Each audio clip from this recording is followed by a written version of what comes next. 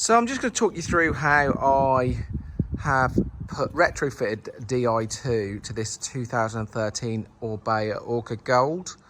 I'm currently restoring the frame. I've fitted it all up and I'm going to strip it all back down again now. I just want to make sure I get the Di2 on in a sensible way before the frame goes for a crack repair and a respray in Euskaltel colours. It's actually the gold spec, this model, so it is the same spec as the Euskaltel were riding at the time, around 2013. Not sure it's a 12 or a 13 actually. And they did change the spec around that time to go Di2, but the it seems that the manual gear systems were sold as a separate one. They've had these hangers at the front, but I'm going to come back to that because I've modified that hanger. And they had a discrete cable system where just the inner ran along here, up to the back and also up through the frame to the front. I'm just going to talk you through what I've done to get it Di2 ready. There's no chance to do an internal routing. There's no way into the frame at the front, and it's got a sealed bottom bracket, so that was a non-starter. It had to go external.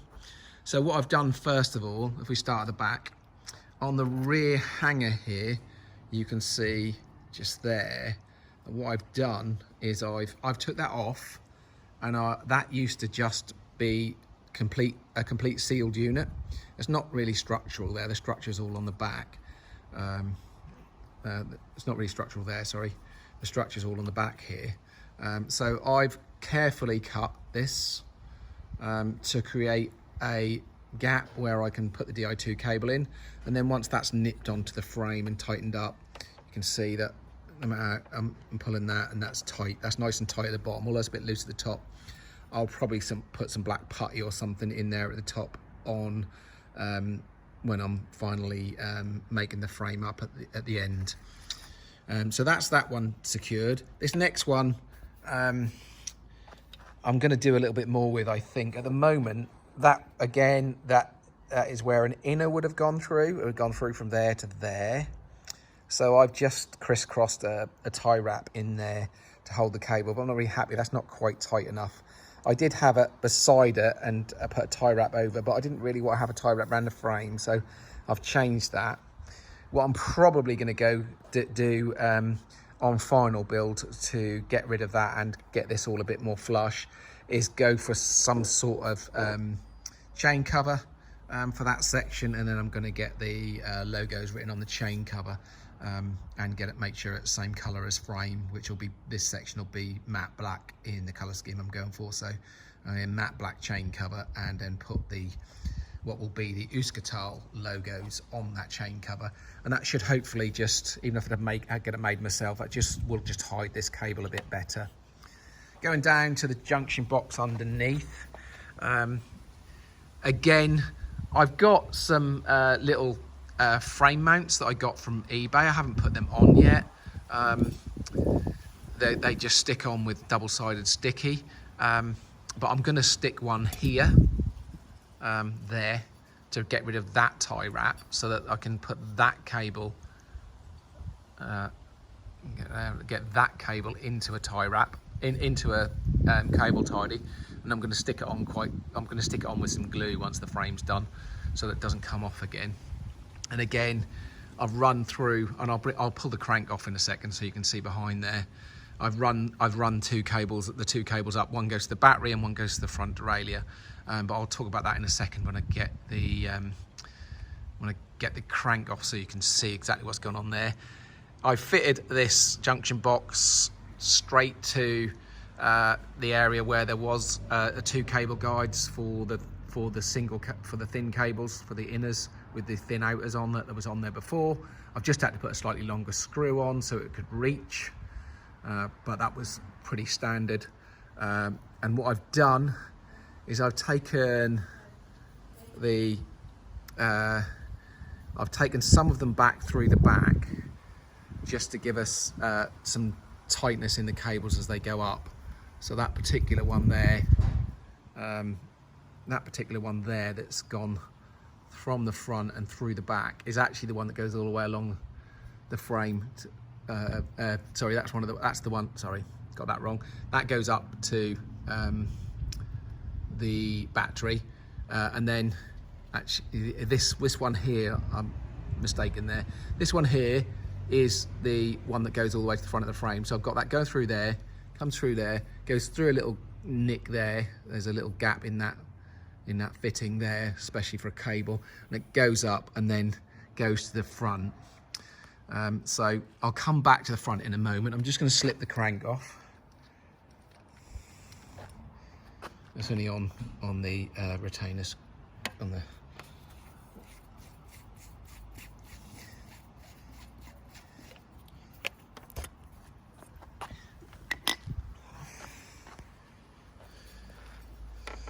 Got no chain on, so just ease this out. Nearly eased it out too far, nearly popped out the other side. But that's enough just to see anyway. I'll leave that like that. So you can see I've just tie wrapped the front derailleur and the brake cable together, the battery cable together. And again, I'm going to replace that with one of those little discreet cable tidies, and stick that on so you can get them on eBay. And that will just remove the need for, again, this tie wrap, which I'm particularly worried about this tie wrap because obviously it's going into where there's the groove for the tyre. So if you have a close fitting tyre, that's likely to rub. So I'm going to replace that with that section there with a tidy. Obviously the battery has gone straight on to the bottle mount. It's got the long extended battery mount. Some of these battery mounts come with a shorter one to go under the frame, but this particular frame doesn't have those mounts. So I've got this one, which that was the one I managed to pick up. So that was lucky. I've got a different set that's got the short one on, which I couldn't use. And then if we just look at the front here, so what I've done here, just to give this cable somewhere to run to, excuse the state of the paintwork around there, I've rubbed that down because as is common with these frames, this has come off before, and I glued it. It isn't as bad as it looks there, it's nice and smooth, but there's some residue of glue where I didn't do it very well. So what I've done with that, if I just go around the other side and show you what the standard one looks like. So it looks like that, and your outer cable goes in there, and then the inner with this little black sleeve comes out the bottom and sits discreetly along this line here. So it sits quite nicely, and it's quite a lightweight way of doing it, and you haven't got to bother with internal routing, so that's quite useful. But this one for the rear hanger, which was the one around the other side, is prone to falling off. I'm not the only person that's had it come off because there's a lot of pressure put on it. I'd already modified it to take a normal cable and run a normal gear cable along here all the way to the back, because I was frightened that was going to break again because there's quite a lot of pressure going on it. But what I've done there is very similar to the back in the terms of underneath here, I've cut a groove out of it so that the cable can sit inside it. I did that off the bike. It actually popped back off again. With the glue I'd put on it previously quite easily. I didn't try and pop it off, and it did pop off, which but you could, if you're very careful with and just use a hacksaw blade, not a hacksaw, which might take you a bit of time, you could easily do that. And then I carefully drilled a little hole in the top there so that I can then put a tie wrap on here, because obviously you can't get this tight, and you need to get it tight and you need a bit of slack here, so that you need a bit of slack on this piece so that you can steer and not have a cable stretched. So that's the front end. These little Di2 things standard, they fit onto your brake cable, so that's quite handy. That's sitting nicely onto the brake cable. My front junction box is under there. I won't see that because I can't see my camera at the moment. My front junction box is under there because I've got on these Chinelli bars a front out Garmin connection. I've just tie wrapped it into there, But obviously you can get, again from eBay, a little spacer shim that fits in there, and it sticks out a little mount to put your front Di2 box on. And then obviously putting them in the concealed bars just depends on what bars you've got, so that's going to be down to whatever types of bars you've got. But I've managed to get them concealed in the bars, which they'll stay now, and the bars will come back off, go back on when the frame's finished. So I hope you found that useful. I hope you, if you're thinking about doing this, it's taken me 5 or 6 hours to set it all up, but I think the end result was worth it, and obviously it won't take anywhere near as long as that when I actually rebuild the bike.